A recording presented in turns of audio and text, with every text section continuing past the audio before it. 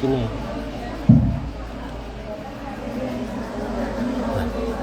Assalamualaikum warahmatullahi wabarakatuh.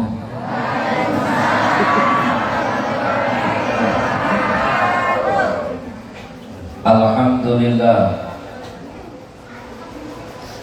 Alhamdulillahilladzi hadana littiba'i sayyidil mursalin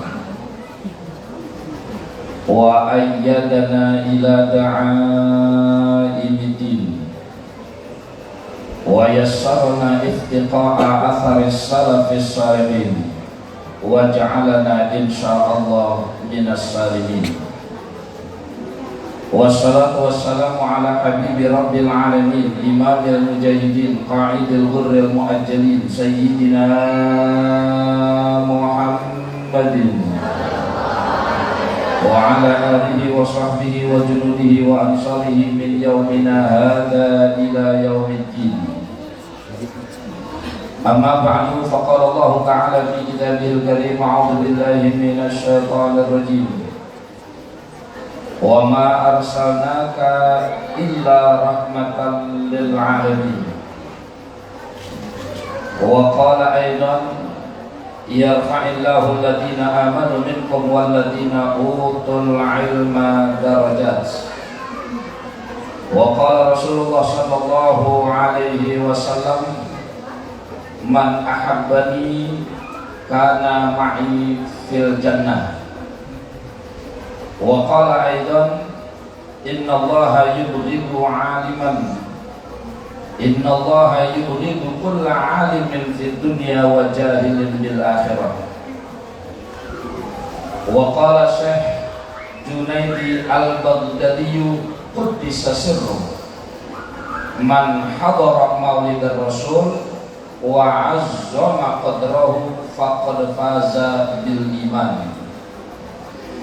Wa qala Imam Syafi'i radhiyallahu anhu man fatahu ta'lim waqta syababihi fakabbir alaihi arba'an li wafatihi. Wa qala Habib Abdullah bin Abil Haddad man aslaha niyatahu balaghat niyatuhu. Sadaqallahul azim wa sadaqa rasuluhun nabiyul habibul karim wa nahnu ala dzalika minasy syahidin wasyakirin walhamdulillahi rabbil Hadratil Afadil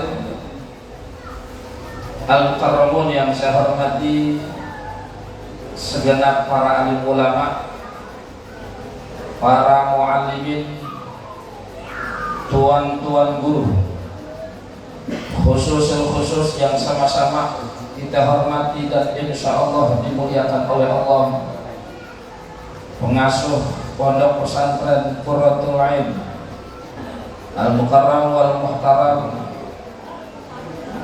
guru kita Ki Haji Rajai, yang mudah-mudahan insya Allah beliau senantiasa selalu dalam penjagaan Allah Subhanahu wa ta'ala. Juga yang sama-sama kita hormati Al-Mukarram wal Muhtaram Kiai Marjaya dan segenap para asatidz, para guru yang mohon maaf saya tidak bisa sebutkan satu persatu, namun insya Allah tidak mengurangi rasa takzim, takrim, taukir, al-fakir kepada beliau-beliau. Kita doakan mudah-mudahan semua para ulama-ulama kita, terkhusus guru-guru kita yang ada di ini wilayah, terkhusus yang ada di ini pesantren, mudah-mudahan senantiasa Allah tambah keberkahan dan kemuliaannya. Amin ya rabbal Al-Mukarramun yang saya hormati, para umara, mulai dari tingkat RT sampai tingkat yang paling atas, terkhusus yang ada di ini wilayah. Kita doain segenap aparatur pemerintahan baik sipil maupun TNI-nya, mudah-mudahan senantiasa diberikan taufik hidayah, dan akhirnya insya Allah bisa mengemban amanah yang sudah dititipkan oleh masyarakat dan rakyatnya, dan akhirnya insya Allah bisa menjadi sabab kampung tempat ini semakin tambah berkah. Amin. segenap para santriwan dan santriawati, santriwan dan santriat sebagai para mujahidin dan mujahidat yang mudah-mudahan insya Allah berikan futuh oleh Allah, diberikan muluh oleh Allah, dan akhirnya insya Allah mendapatkan ilmu yang manfaat dunia dan akhirat. Khusus yang saya hormati para muslimin, muslimat, mukminin, mukminat, segenap para tetamu Rasulullah Sallallahu Alaihi Wasallam, as'adakumullah, yang mudah-mudahan insya Allah berikan kebahagiaan dunia sampai kepada kebahagiaan akhirat. Ya Rabbal. Bapak Ibu yang dimuliakan Allah Subhanahu Wa Taala, langsung aja biar cepat. Jauh sebelum saya menyampaikan apa yang akan saya sampaikan, saya akan menyampaikan satu qaul dari Al-Habib Abdullah bin Al-Haddad.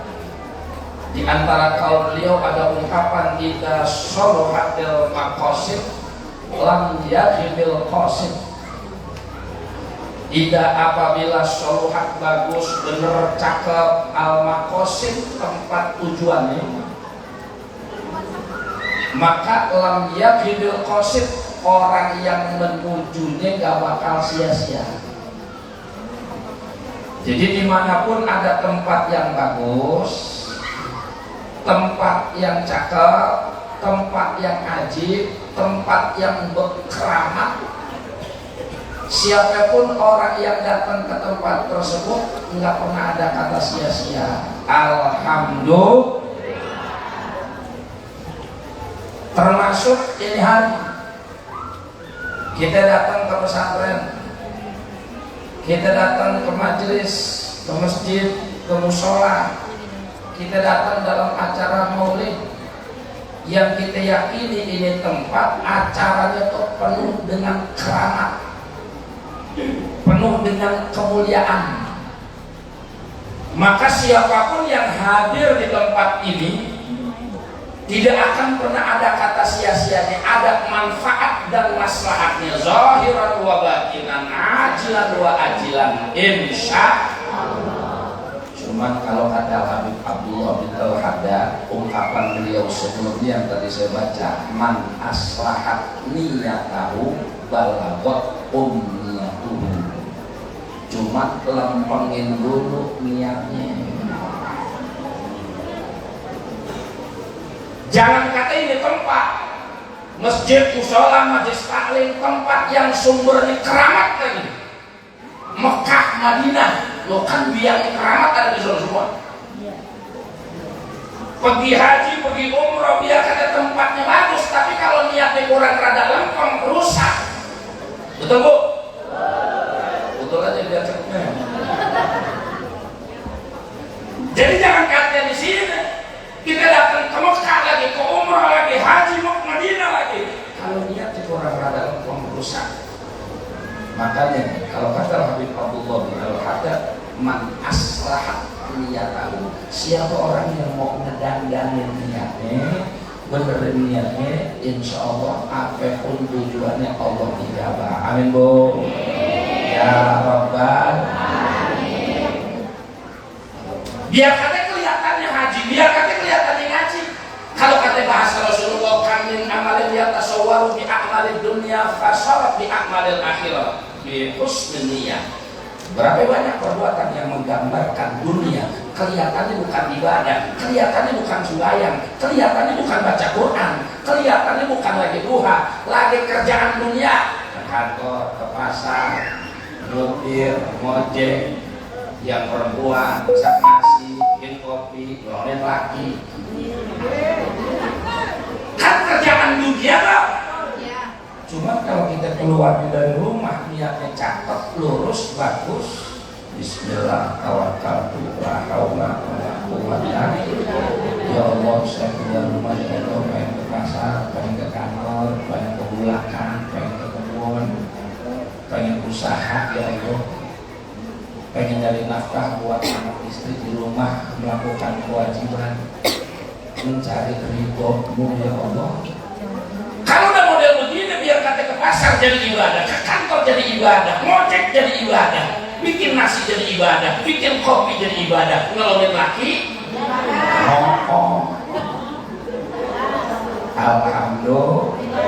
Kenapa emang? Bihusni niat, niatnya cakep. Amin.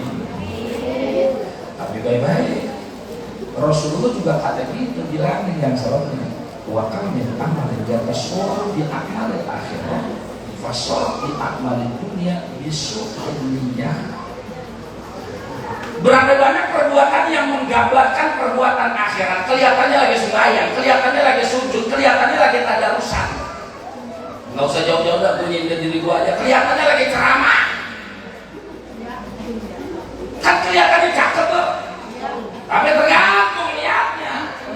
Wah, gede. Bosnya enggak ngomong dah. Tergantung apa kata niatnya.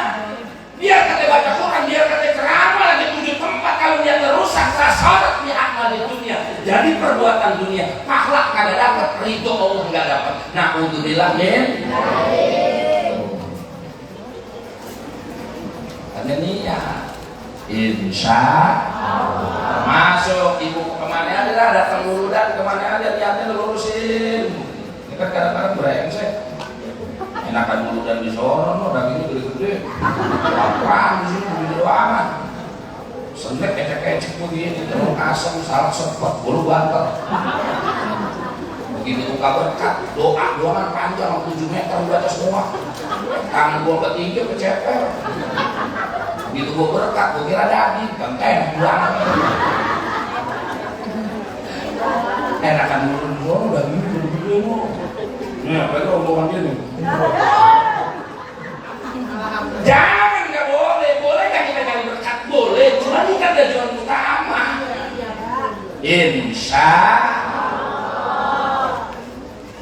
Yang pertama nih, jadi usikum wa nafsi wa iya yang taqwallah, saya cuma tafakulan tabarukan dari guru saya, dari guru beliau, dari guru-guru kita nih.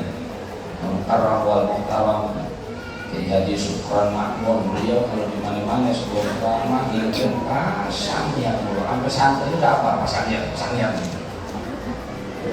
aja 1,5. Kenapa emang saking pentingnya? Karena perkara amal itu ya tergantung niatnya. Kalau bahasa hadis yang kita sering dengar, innamal a'malu binniyat. Dipasang niat. Mudah-mudahan insya Allah kita lihat dalam kebaikan dan perbaikan, dan akhirnya insya Allah tidak ada keluar dari majelis ini dosa, semuanya sudah diampuni.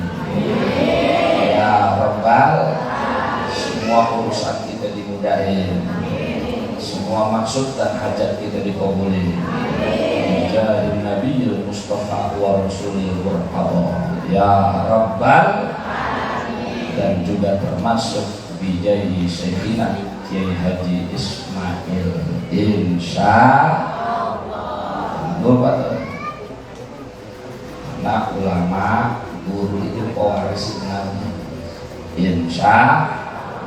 Jadi itu yang pertama, pasang niat yang saya ingatkan. Bapak Ibu yang dimuliakan Allah Subhanahu wa Ta'ala, kita masuk kepada pokok persoalan. Kita kalau bicara maulid, kita bicara soal akhlak Nabi. Kalau kita bicara akhlak Nabi, sejam 2 jam kita kagak bakal beres, ngobrol sehari 2 hari kagak bakal beres. Yang jelas, kalau kita bicara akhlak Rasul, Allah yang langsung muji, kagak tanggung-tanggung. Wa innaka la'ala khuluqin. Sinyalnya jelek nih. Wa innaka la'ala khuluqin.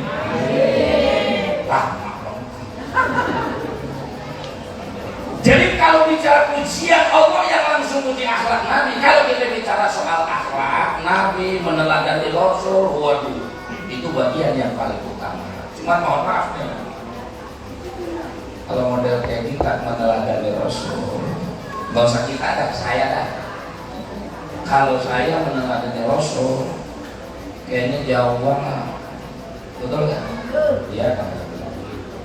Kita memang dari kita ikut kepada Nabi, mau ikut dan meladani. Jangan kata perkara yang wajib, jangan kata perkara yang sunnah, yang mubah aja kita belum tentu bisa. Kita pengen ikut bagaimana Rasulullah sholat, bagaimana Rasulullah puasa, bagaimana Rasulullah zakat, bagaimana Rasulullah puasa, bagaimana Rasulullah tahajud, bagaimana Rasulullah baca Quran, bagaimana Rasulullah qiyamul lail. Ya, ampun kayak kita jauh. Jangan kata urusan begituan. Itu urusan yang mubah aja. Walaupun kalau dalam bahasa tasawuf, kalau dalam bahasa kitab Minahus Saniyah, di antara prinsip orang tasawuf itu tarkul mubah, yang mubah ditinggali. Artinya apa? Nggak bisa jadi mubah, kudu minimal jadi sunnah. Kenapa emang? Karena kalau hukum mubah, kalau bahasa santri bilang dikerjain boleh, ditinggalin boleh. Artinya kagak ada nilai pahala. Ulama kagak mau begitu, ahli sufi kagak mau, apalagi pangkat Nabi. Artinya berkaitan mubah semua kudu jadi nilai sunnah. Makan, minum, jalan, ngomong, tidur, semuanya bisa menghantarkan keridhaan Allah, bisa menghantarkan pahala. Contoh, urusan mubah nih, ikutin makan. Kita nggak usah sunnahnya Rasul berkaitan sholat tahajud, urusan sholat duha, urusan puasa Senin Kemis, puasa Nabi Daud, urusan makan aja dah makan. Dalam riwayat wakana Nabi Shallallahu Alaihi Wasallam yaqulu bi thalathati asabi'. Rasulullah kalau makan itu pakai 3 jari, oh 3. Warubama birrabi'ah, kadang dibantu sama jari yang keempat, 3. Kadang dibantu sama yang keempat, kadang. Lu? Loh, Rasulullah udah kebangetan lapar. Kalau lapar pulang ke rumah kagak ada lauk, kagak berisik, ambil batu disimpan ditinggal. Bahkan sempat wayak sibul hajar ini sampai 2 batu, berarti lapar banget tuh.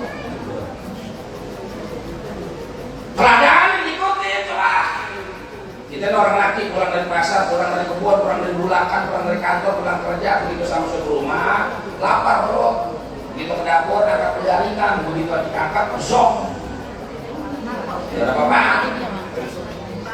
Jangan ngomel. Keluar rumah, ambil batu. Ngapain? Eko. Sambil pilih.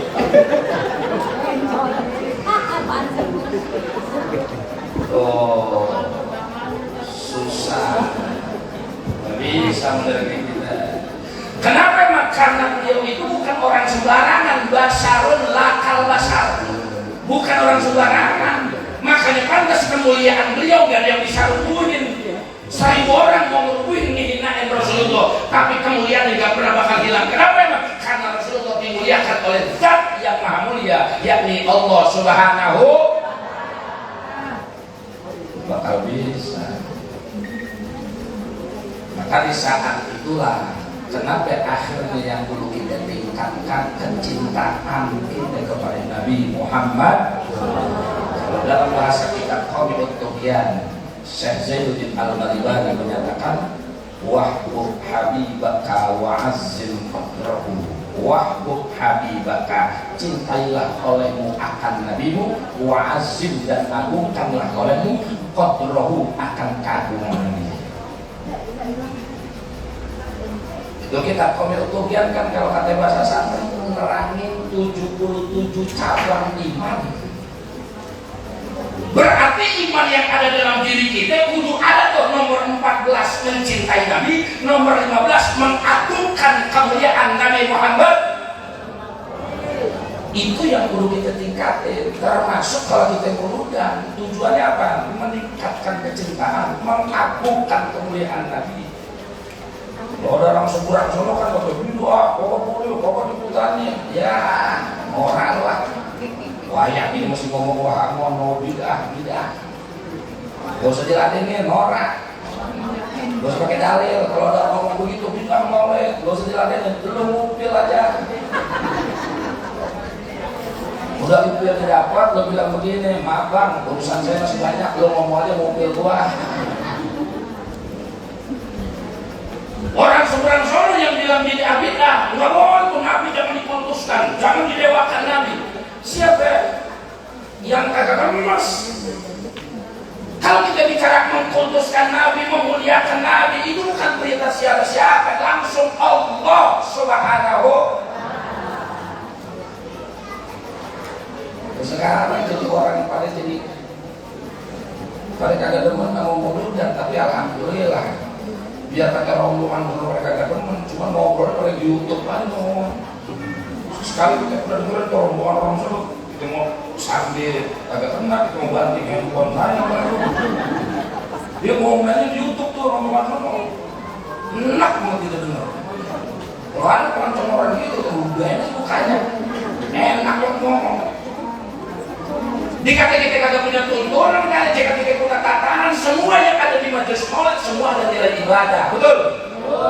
Ada ibadah silaturahim, ada ibadah majelis ilmu, ada ibadah siar musola, siar agama, termasuk ibadah mencintai Nabi dan ibadah mengagungkan kemuliaan Nabi Muhammad. Semua ibadah. Makanya tergantung niat kita. Kita datang majelis maulid semua dalam ibadah. Kok beda, nggak ada tuntunannya. Tapi kalau dari sono, emang kapan dari sono ngomong? Kapan dari sono? Nah, artinya biar kata rombongan sono suka bilang bid'ah nggak doyan muludan, kita yang doyan muludan tingkatkan kualitas muludannya. Betul? Makanya Syekh Jalaluddin As-Suyuti radhiyallahu anhu, rukun maulid itu 4. Nih, yang doyan maulid udah tahu ya, rukun maulid itu 3. Yang pertama ijtima'un nas. 1 syaratnya kumpul orang. Ini orang kan? Oh iya. Ya 1. Yang kedua qira'atul ma tayassara minal Qur'an, membaca Quran. Udah belum? Nah, yang kedua kita kan qira'atul riwayat Nabi, pembacaan riwayat Nabi maulid. Udah belum? Oh udah. Yang keempat, tsumma yumaddu lahum simatun, kemudian dihidangkan makanan, wa yakuluna, kemudian mereka boleh makan. Makanya kalau ada buludan panitia kagak jadi makan, nekat panitia.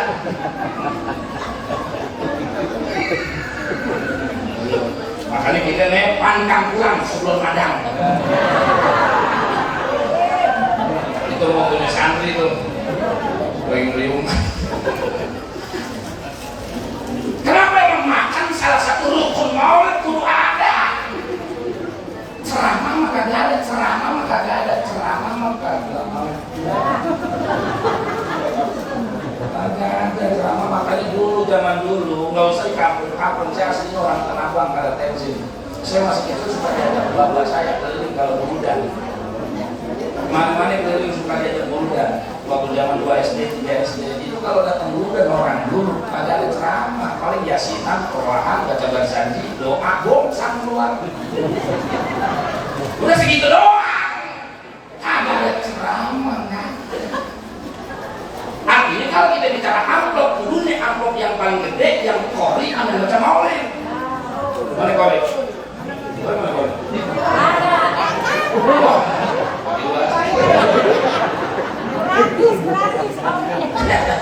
Wah, gratis. Justru kuncinya dia tuh yang baca maulid, yang baca Quran. Bukan cuma yang baca Quran, yang baca maulid itu kunci utama dari peringatan maulid. Bukan.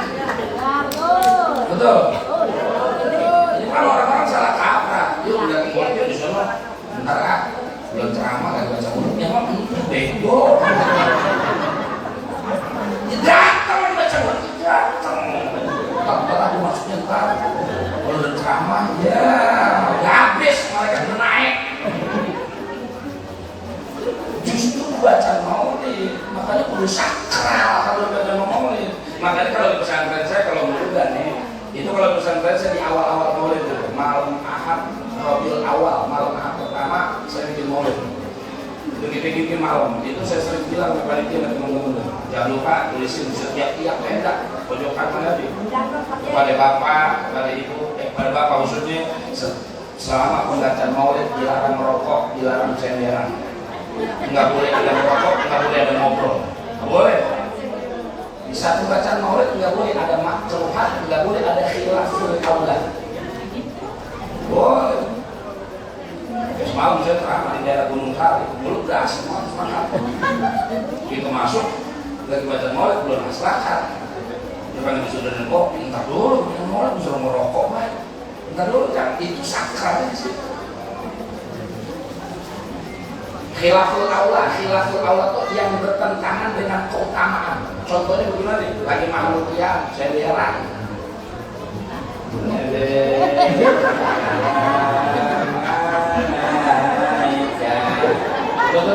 Tuh. Perasaan kita kalau yang melihat begitu kita pengen sambil pakai asbak. Lah kagak niat undang Rasul. Serius, ya Nabi salam. Diri yang benar kecuali yang reot. Tahu reot ya? Tahu ya? Yang kalau pakai kentut megang tiang. Yang nyender rubuh. Nah itu udah udur itu mah nggak apa-apa sederan, udah boro-boro asrakal, nggak kentut tadi nyari tiang. Nggak apa-apa itu udur. Ini yang muda pakai sederan. Nggak boleh, jangan. Itu makhluk kian udah sakral utamanya, tingkatnya udah khusuannya. Ngati kagak ngati, manggut aja udah. Ini mau baca Quran ngati ya Pak. Yang baca maulid sama begitu juga, itu salah satu bagian kuncian ketika peringatan maulid. Insya Allah. Tingkatin, makanya orang dulu kalau baca maulid beneran, emang lama. Tapi sama ulama baca semua. Tidak punang-punang. Jadi intonasi orang dulu kan, yang orang sekarang nggak bisa ikutin. Kalau dulu di kampung di Tenabang itu bahasa janji.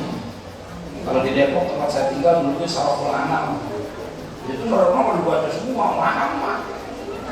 Dan itu yang bagian kunci utamanya tuh. Nah, jadi kembali usikum anak siwak yang takwa. Artinya di saat ada orang kagak demen wuludan, suka nerang wuludan, kita yang udah yakin sama peringatan maulid, tingkatin kualitas acara dalam peringatan maulid. Insya Allah. Nah, ini nih. Kalau sudah begini modelnya, ketingkatan kita dalam bahasa yakin nggak ada yang lain, sumbernya adalah majalisul ilmi, tempat di mana kita ngaji, tempat di mana kita nyari ilmu, yang akhirnya akan muncul keyakinan kita semua dalam bersyariat dan ibadah. Insya termasuk alhamdulillah biidznillah. Ini ada pesantren yang menjadikan salah satu tempat mambaul barokat, sumber keberkahan, salah satu di Pangkep di mana orang ngaji itu sumber keberkahan. Ibu jangan lagi peringatan maulid, ibu nggak ngapa-ngapain nih. Kalau kata guru saya nih, kita lagi udah urusannya, injek aja tanah pesantren, nggak usah nyumbang. Emang duitnya kagak, orang stres. Orang kan dibikin utang banyak, gimana nyumbang, datang aja ke pesantren, injek aja tanah pesantren, baca Fatihah, minta dihilangin masalah. Bisa dijawab asal kita yakin. Kenapa memang? Karena sumber keberkahan itu diantaranya di tempat di mana orang ngaji. Insya Allah. Nah, makanya kenapa santri disebut sebagai mujahid, pejuang? Kan kita sering dengar hadisnya, hadis Rasulullah. Apa hadisnya? Man kharaja fi talabil ilmi fi sabilillahi selama kita keluar dari rumah untuk menuntut ilmu, untuk ngaji, maka dia disebut mujahid fi sabilillah. Targetnya hatta ya sampai dia pulang.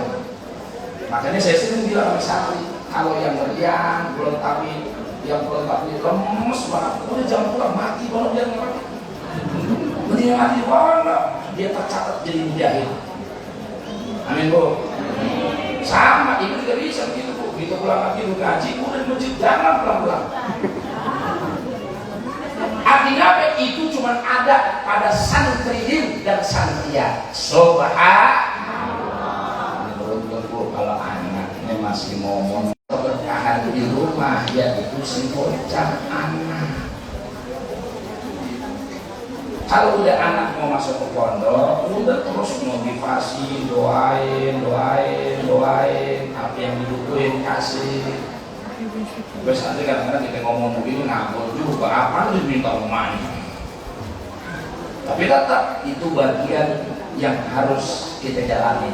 Kenapa emang? Karena kita harus punya bangga di saat kita punya anak masih doyan ngaji. Alhamdulillah. Kalau kita bicara di luar pengajian, kenapa di Islam itu banyak ujian dan cobaan? Di antara lain karena keramat Islam itu udah mulai diangkat. Orang hidup cuma mikirin dunia, nggak pernah iya mau masjid, nggak pernah iya mau musola, nggak pernah iya mau pengajian. Akhirnya keramat Islam diangkat. Kalau kata bahasa Rasulullah, "Idza azamatid dunya dinaron wa dirhaman nuzi'at haibatul Islam." Apabila umatku sudah memperbesar-besarkan dunia, cuma mikirin dinar, dirham, duit, dolar, rupiah, utak-utak 24 jam pikirannya duit banget, nggak pernah mikirin masjid, nggak pernah mikirin sholat, nggak pernah mikirin idgham bil ghunah. Maka apa yang terjadi? Nuzi'at haibatul Islam akan dicabut karena Islam di tengah-tengah kalian. Survei membuktikan. Endek. Oh lihat, Islam lebih banyak doangan, fitnah semakin banyak, betul bu? Ujian musibah semakin banyak. Inna lillahi wa inna ilaihi. Ustaz kan kita hidup di dunia, emang kagak boleh jadi dunia? Boleh. Siapa yang kagak doyan dunia, apalagi duit? Siapa kagak doyan duit? Oh iya lagi doyan. Duit siapa kagak doyan? Rupiah siapa kagak doyan? Islam nggak boleh nggak ngajarin nggak miskin, bukan. Buktinya ada zakat, buktinya ada umrah, buktinya ada syariat yang kita butuh di mana ada duit.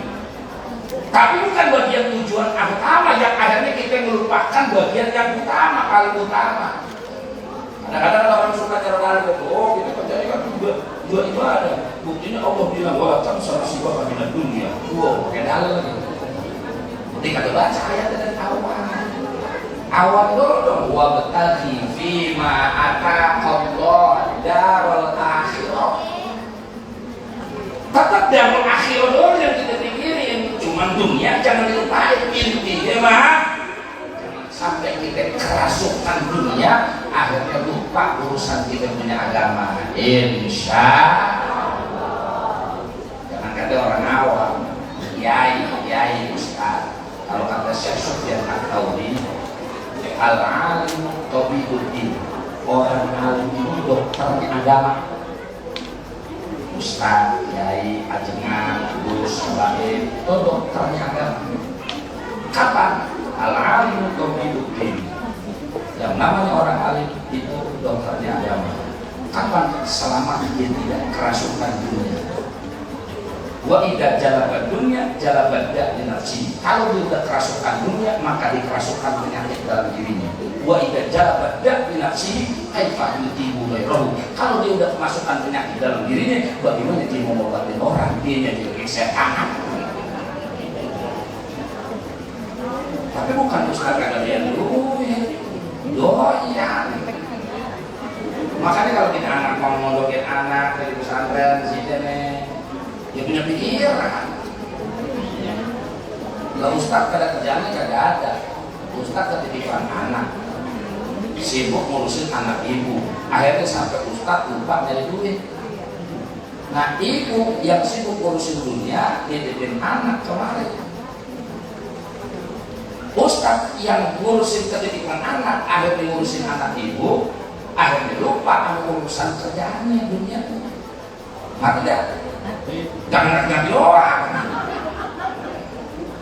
Artinya apa? Ya intinya biar berkesinambungan kerjasama yang baik. Ibu kerja dari duit, titipin anak kemari, begitu ada rezeki kasih ustaznya. Insya Allah. Kenapa emang? Karena itulah salah satu bukti kita kecintaan kecintaan kita kepada Nabi. Kalau kita bukti kecintaan Nabi, salah satunya memikirkan bagaimana memperjuangkan syariat yang sudah Rasulullah bawa untuk kita perjuangkan. Salah satunya adalah menyebarkan dan mempertahankan syariat Allah Subhanahu wa Ta'ala. Ada di pesantren, ada di pengajian, dekat dari kiai, dekat dari ustaz. Insya biar kita yakinnya mantap. Orang kan kadang-kadang ibadah kalau yakinnya nggak ada, ilmunya nggak ada, akhirnya kagak yakin. Apa iya, memang ngaji jarang.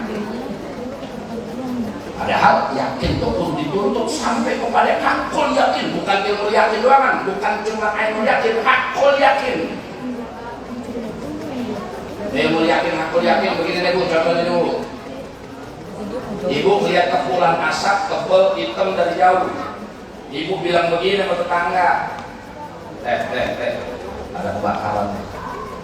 Gimana? No, kok lo tahu? No, ada asap hitam tebal. Gede banget, itu namanya ada tanda kebakaran. Baru melihat asapnya udah yakin ada kebakaran. Itu namanya ilmu yakin. Tingkatkan keyakinan kita. Gue mah kagak percaya, saya mah kagak percaya bisa ada kebakaran. Ayo yuk samperin, lihat. Begitu disamperin, ternyata orang bakar bulan. Begitu melihat apinya, itu namanya ainul yakin. Tingkatkan lagi keyakinannya. Gue mah kagak percaya. Jajal pegang. Begitu dipegang, panas. Nah, panasnya namanya hakul. Tuh, kita beribadah suruh satu gitu tuh. Kalau gua hakul yakin baca maulid, hakul yakin baca nariyah, hakul yakin baca sholawat fatihah, hakul yakin baca manakib, hakul yakin duha, hakul yakin tahajud, hakul yakin udah nyerap zahiran wa batinan, ajilan wa ajilan. Nah sekarang karena kita nggak ada akarnya, karena yakinnya itu yang kurang mantap.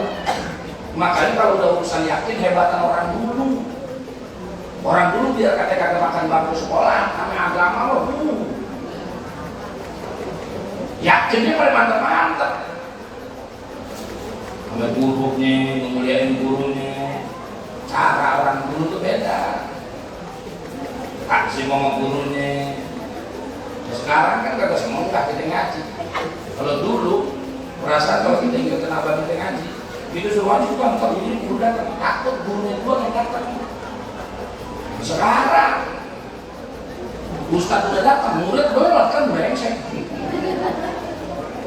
Itu juga aku diumumin udah 70 kali kali. Bapak-bapak, ibu-ibu umumkan kepada masyarakat setempat bahwa nanti pada Isya jadwal pengajian. Umumin lagi yang tuh, bapak-bapak, ibu-ibu harap datang ke masjid karena Ustadz udah datang, non dirian pojok. Nah Ustadz udah nyampe, guru sekarang buat itu Ustadz udah harus 3 batang. Begitu rokok 4 batang belum nyampe, udah takut kuncul, pakai ngomong lagi tuh, tak baru nyampe, tahu dulu udah nyampe. Orang dulu nggak begitu, kalau kita disuruh guru-guru datang, kenapa takut guru tidak duluan. Jadi guru begitu datang belakangan, murid pada diri. Rambut, salaman, sekarang Ustadz datang, kita suruh muter, kan brengsek. Siang Ustadznya, mana Ustadz udah reot. Murid tahu diri, itu rekam gitu-gitu, pada yakin orang juga. Gurunya minum, pada rebutan, makanya itu masih ada di pesantren kalau begitu. Kalau di pengajian luar, itu orang tuanya mau pesen anak muda mau ngaji mau sholat. Nanti kalau Ustadz minum tugas minum, lo jangan minum, Ustadz kita besek.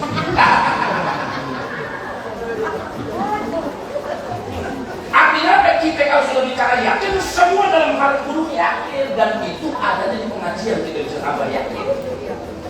Sekarang kalau orang udah kagak doyan ngaji, bagaimana kita bisa yakin? Makanya kenapa Rasulullah gara kutubul ilmah minal mahdi ilal lahdi, ngaji mulai dari di gedong sampai di gedong. Betul Bu? Mulai dari buahnya sampai alam kubur, kadang ada ukuran. Umurnya berapa kek? RT kek Ustadz ngaji jadi wajib. Ini jadi Ustadz udah kagak mau ngaji. Gak enak sama jamaah, bukan jadi khotib. Ya. kok. Gua tuh jadi khotib jadwal 2. Udah kata mau ngaji, katanya malu sama jamaah. Justru kudu lebih wajib. Lah kagak ada ukuran, mau ustaz kayak mau kiai kayak mau petani kayak mau RT, kalau udah ngaji, wah, bohong. Lah yang muda, yang tua masih jadi wajib. Makanya kalau kata Imam Syafi'i galak, tadi saya bilang manfaat tahu taklim waktu syabati, fakabir alaihi arba'an wafati. Kalau anak muda, ada anak muda masih kagak mau ngaji, fakabir bacain takbir 4 kali. Liwafati, tanda sudah mati. Ibu punya anak muda kagak mau ngaji, udah kagak pakai, kuburin sekalian. Warapan, sumpah ilmunya banyak. Kalau orang udah kagak mau ngaji, ya itu cuma udah kelar-kelaran. Makanya sekarang anak susah pada diatur, betul bu? Berkatnya dicabut dalam rumah tangga. Lain dulu, kalau dulu orang anaknya ke-12 atau ke-17, enak diaturnya pada nurut. Betul gak? Gak usah ngomongin orang lain, saya anak ke-12. Di bawah saya masih ada 2 biji lagi. Enggak, bijinya ada 2.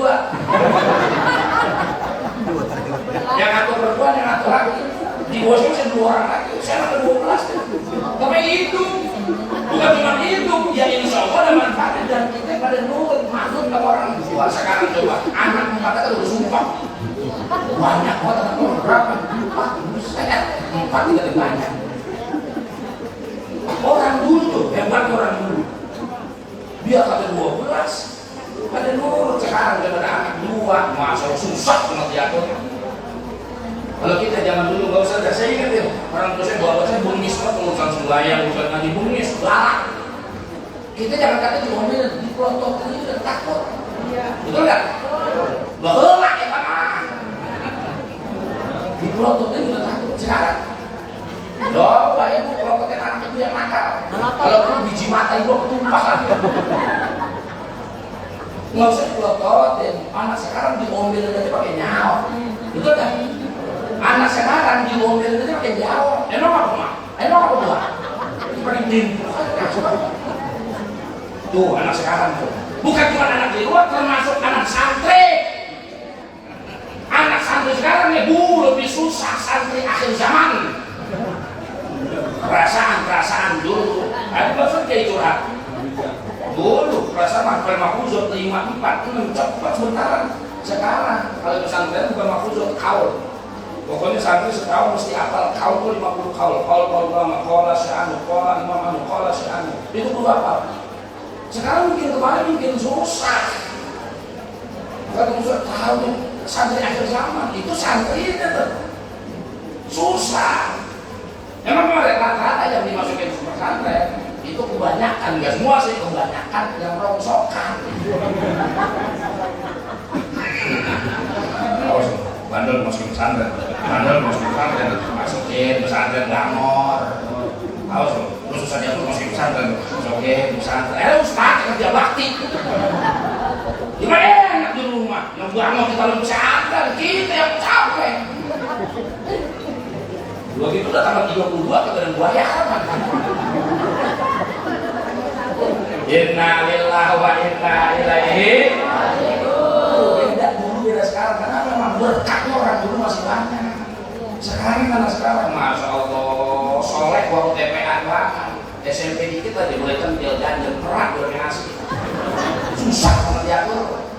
Makanya kalau begini saya suka cerita di dalam surah Al-Kahfi. Yang mau Nabi Musa lagi hidup gugurun dan hidup.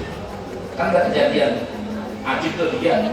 Yang pertama perahu bocor-bocorin, anak kecil bunuh, ada rumah doyong dilungguin dibenerin. Nah yang kedua anak kecil bunuh. Anak kecil bunuh Nabi hidup. Nabi Musa itu nanya. Dari kata Musa, jangan udah berjanjian jangan nanya. Ujung-ujungnya dikasih tahu Nabi hidup. Kenapa Mus? Lo tahu pengen tahu Mus? Kenapa? Musa. Ini gak apa-apa, itu orang murid. Mus, lo pengen tahu kenapa kemarin anak kecil membunuh? Lo pengen tahu? Iya, apa yang membunuh? Itu anak kecil, bapaknya orang bener. Terus, emaknya orang bener. Terus, ini anak kecil kalau gede, nakal, badung, brengsek, bajingan, tapi daripada gede jadi bajingan, mumpung masih kecil, saya bunuh aja sekali. Itu Itu saya kalau baca cerita itu tuh suka berandai-andai, andai kata Nabi Khidir masih ada di Semplak. Kayaknya anakku mati semua kayaknya. Inna lillahi wa inna ilaihi. Kenapa memang dia tadi karena anak kecil sekarang kadang-kadang solehnya waktu lagi STP-an lama. Udah SMK aja masalah bengis banget. Makanya kalau kata Imam Ghazali, cara orang ngurus biar anak jadi soleh yang pertama di antara lain.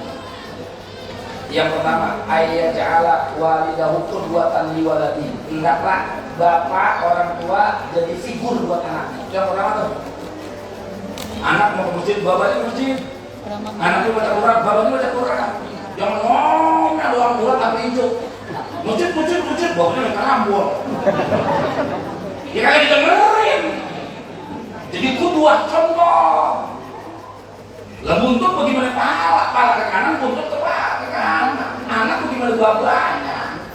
Itu yang pertama. Yang kedua, ayu awidahu ala amalin sholihin. Lebih biasain dari kecil perbuatan yang baik-baik. Mulai dari kecil biasain masuk rumah, assalamualaikum. Biasain pakai kerudung. Biasain ke masjid, biasain ke musola, biasain ngaji. Walaupun dia belum balik. Tapi enak, anak kecil kalau rajin ngaji kagak ada pahala. Dia bikin dosa, kagak jadi dosa. Kenapa orang belum balik belum jadi pahala? Anak kita kalau masih kecil dia rajin ngaji, rajin musola, kagak ada pahala. Siapa yang dapat belabak emaknya dapat belabak? Anaknya ngaji di musola, bapaknya bikin rambut perapatan. Udah pahala. Kenapa? Gara-gara anak soleh tuh. Tapi dia ngerambul mulu. Tuh. Anak masih kecil tuh, suruh biasain masuk dalam rumah, cium tangan. Masuk cium tangan yang bener nih, yang saya inget nih. Cium tangan itu bainal fami wal udhun, antara mulut sama hidung. Tuh. Sekarang cium tangan boleh. Renji, tak 2027 bool.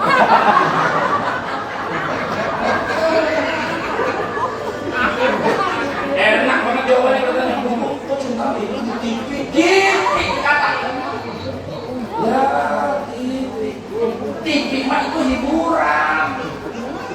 Tontonan jangan dijadiin tontonan. Kalau kata bahasa Arabnya kadatit tasliyatu tausiyatan wa kadatit tausiyatu tasliyatan. Emang terkadang hampir-hampir tausiah bisa jadi tasliyah bisa tausiah. Kalau kata bahasa almarhum MJ, sekarang banyak tontonan jadi tuntunan jadi tontonan. Betul gak? Apa aja di TV gua alasannya. Itu kan tontonan. Tuntunan dapat dari ngaji. Makanya kalau ada tuntunan jadi tontonan. Termasuk ceramah akhirnya. Ceramah PR-nya berat itu ceramah tuh. Gimana ceramah muridnya bu? Tadi ibu buat mantep. Emang apa? Lucu. Ya, lucu tapi mantep. Tuh, rusak tuh akhirnya. Kagak ilmu nih ngadu dari awal lucu mulu. Jadi penceramah kan jadi suka buat berat. Banyak PR ditugasin sama panitia. Nah kadang pernah kejadian tuh saya juga. Ustaz. Nanti bisa ada ceramah, yang lucu aja entar, emang apa? Kau sudah dulu. Nah kita ceramah dari awal paling lucu. Ada penelitian yang pesan, Ustaz ada ceramah, tebus, wah. Soalnya nanti ada lurah, Arabiana yang datang. Sorry. Oh iya, siap. Kalau kita ceramah, balap sesuai pesanan. Ada yang sesuai pesan, Ustaz bisa gak? Nanti ceramah. Bikin nangis satu masjid kayak dulu almarhum setari video kan bisa bukan rambut aduk kita kan lalu.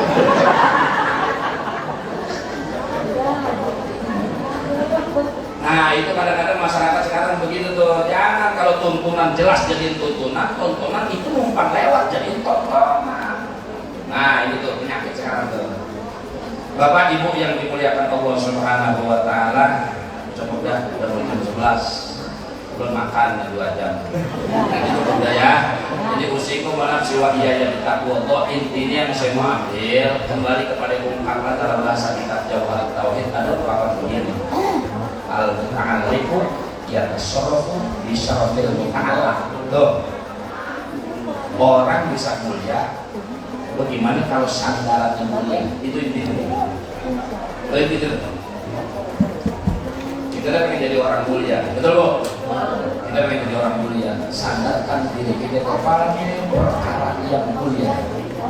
Makanya kata ulama tauhid diajarin, kalau kita pengen mendapatkan kemuliaan, yang pertama sandarkan diri kita kepada Zat yang maha mulia, yakni Allah Subhanahu. Yang kedua, kalau kita pengen jadi manusia hamba yang mulia, sandarkan diri kita kepada manusia yang dimuliakan oleh Zat yang maha mulia, Nabi besar Muhammad. Yang ketiga, kalau kita mau jadi manusia mulia, untuk menjadi mulia, maka sandarkan diri kita kepada agama yang sudah Allah muliakan, yakni agama Islam. Ini ceramah lagi. Udah, ini saja yang saya sampaikan. Mudah-mudahan ada manfaat di dunia akhirat, dan akhirnya insya Allah semua yang hadir di sini mendapatkan ilmu yang manfaat dunia dan akhirat. Khusus pada santriwan, santriwati, santriin dan santriat. Yuk sama-sama terus kita semangat biar betah di pesantren, biar betah di majelis. Insya Allah sebodoh-bodohnya santri, insya Allah kalau dia betah, dia cinta, nanti bakal Allah kasih futhah. Jadi kalau dalam bahasa santri itu enggak, EQ itu enggak jadi jaminan. Syaratnya yang pertama mahabbah, cinta kita kepada ilmu, cinta kita kepada guru, cinta kita kepada pesantren, cinta kita kepada tempat di mana kita ngaji. Nanti kalau udah mahabbah, muncul dengan sendirinya hikmah. Kita akan berhikmah dengan pesantren. Kanis, belum pakai usul, usah pakai kelihatan jadwal. Ada sampah kotor, pungut. Ada karpet kotor, bersihin. Kenapa emang? Kita lagi berkhidmat mencari keberkahan. Khidmat tuh. Nanti kalau udah khidmat, baru futhah, dikasih futuh. Yang tadinya susah hafal, Allah kasih gampang. Yang tadinya susah nangkep badan, Allah kasih gampang. Asal syaratnya ada mahabbah dan khidmat. Ini dua. Insya Allah banyak ceritanya. Boleh ceramah lagi. Inilah mudah-mudahan ada manfaatnya di dunia akhirat. Insya Allah semua pesantren ini diberkahi oleh Allah Subhanahu Wa Taala. Khusus guru yang kita cintai yang sudah meninggalkan kita lebih dulu. Walaupun sudah meninggal, jangan pernah lupain. Ayat kama qala Syekh Ahmad Rifai radhiyallahu anhu, yang bagi lil muridi ayyadhkura syaikhahu walau fi mawdihi kaifa kana di hari hayatihi. Seyogianya bagi seorang murid untuk senantiasa ingat tentang bagaimana gurunya, walaupun gurunya sudah meninggal, bagaimana dia mengetahui gurunya ketika masa hidupnya. Insya Allah guru kita mendapatkan tempat yang mulia. Saya termasuk tempat yang mulia, yakni Kiai Haji Ismail. Mudah-mudahan beliau dimuliakan oleh Allah Subhanahu Wa Taala bersama orang-orang yang sudah dimuliakan Allah Subhanahu Wa Taala. Ini saja. Akhirul kalam, uridu illa islah mastaqat wa ma taufiqi illa billah alaihi tawakkaltu wa ilaihi unib. Wassalamualaikum warahmatullahi wabarakatuh.